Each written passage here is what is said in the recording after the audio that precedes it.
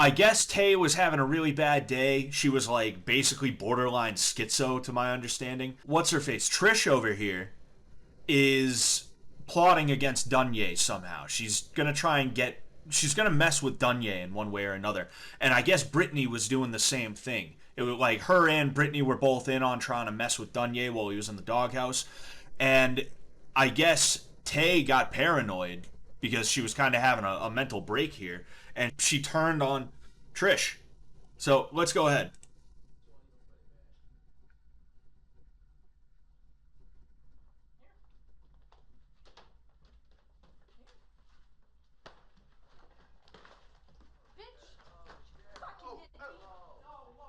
Boink. All right. So that was full speed. We're going to go ahead. We're going to take a look at it in half speed. All right. Because it is a little bit difficult to see the fine details and stuff like that. Like I didn't know that Tay was reacting to Trish hitting her accidentally. I thought she was just really upset that Trish was trying to shove a binder in her face. I mean, I would be. I'll be honest with you. You don't have to punch me to get a fight started. All you have to do is make me feel like if I don't punch you, you might do damage to me.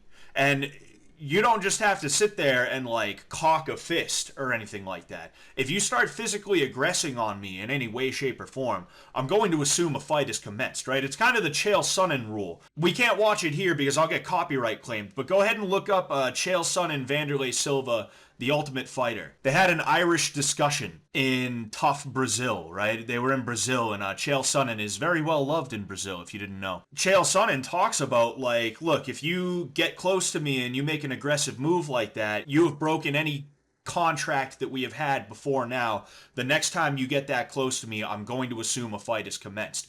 And that is the way you should live. Or when I say you, I mean that's the way that I live. I can't tell you to do anything. Right? You should not, in fact, you should not live that way. Chael Sonnen is a bad dude. He's a bad guy. He's the bad guy. And you shouldn't listen to him about anything. And you shouldn't listen to me either. I'm not a professional, a legal professional or anything like that. But that's the way I am for my own safety, regardless of what the law states. Right? Because technically, that's not exactly the legal way to protect yourself under the law. But under the law, they believe you should die before you protect yourself. So, anyway.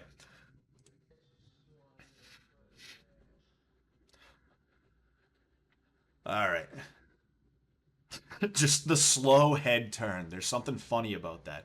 All right, so here's the binder. She throws it. I don't know what's in that binder or why it matters.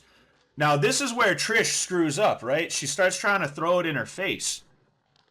Ah, okay. So right there is the quote unquote punch, right? And again, one thing that I talk about when it comes to self defense, right, is if you're gonna fight, fight. If Trish was gonna get physical with Tay, she should have just straight up started fighting. Now, Trish seems like a bit of a girly girl. She seems like she fast twitch muscle is not something that she seems to have a lot of. Everything she ever thought she would do in a fight, she probably did right there. Anytime she ever pictured herself in a fight where she won, she was probably picturing herself doing that, right? That's probably how she pictured it. If you're gonna fight, fight. And unfortunately for her, she made the mistake of trying to fight without actually trying to fight. And because of that, she didn't back down, meaning Tay. Tay didn't just back up or anything like that. She kept moving forward, and she put her hands out trying to hand fight with Trish. Now, Trish, not realizing what was even going on or how to react to it, she just sort of, right? Just tried to create space by shoving a hand in her face. And that's where we got to where we're at now. She ended up mistaking it as a punch, even if it wasn't like a punch. The fact that somebody is shoving a hand in your face like that, that hurts, and that's enough to activate the almonds, right? And yeah, well, here we go.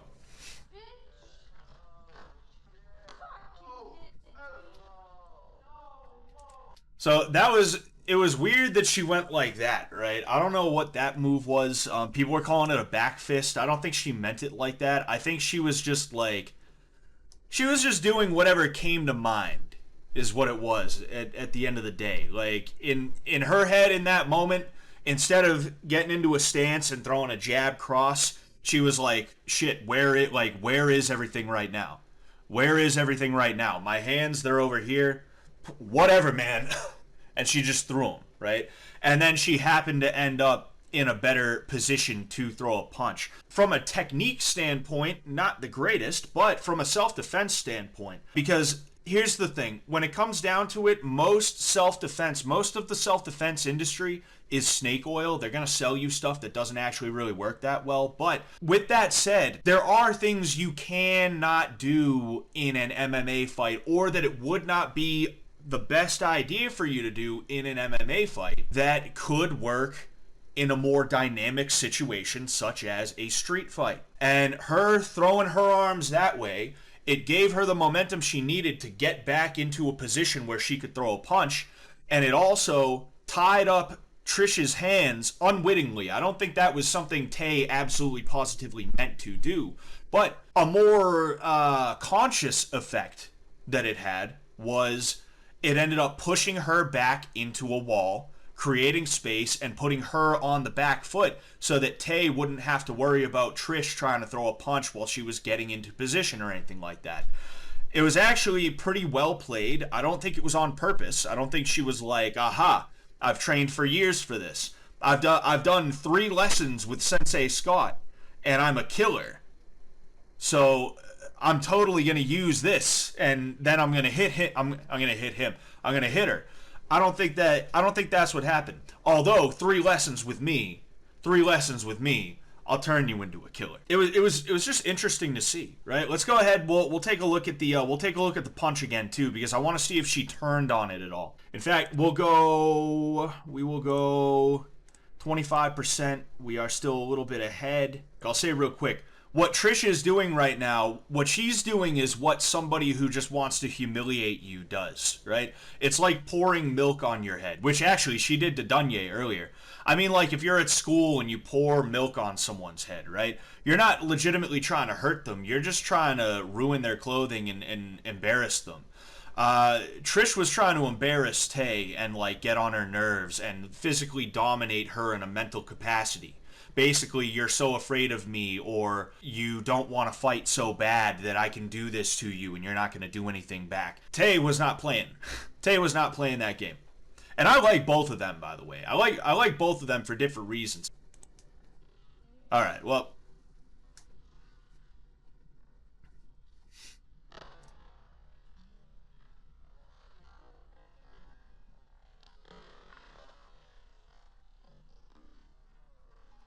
All right.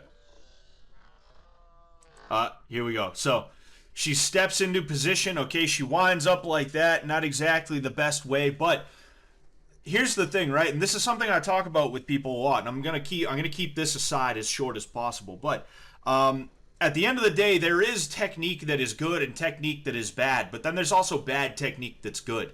And in that predicament, in that situation, this is one of those times where bad technique isn't necessarily the worst thing, because you do get more power from the wind-up, right? The reason why you're not supposed to wind up is because it's much slower and it's easier to see coming.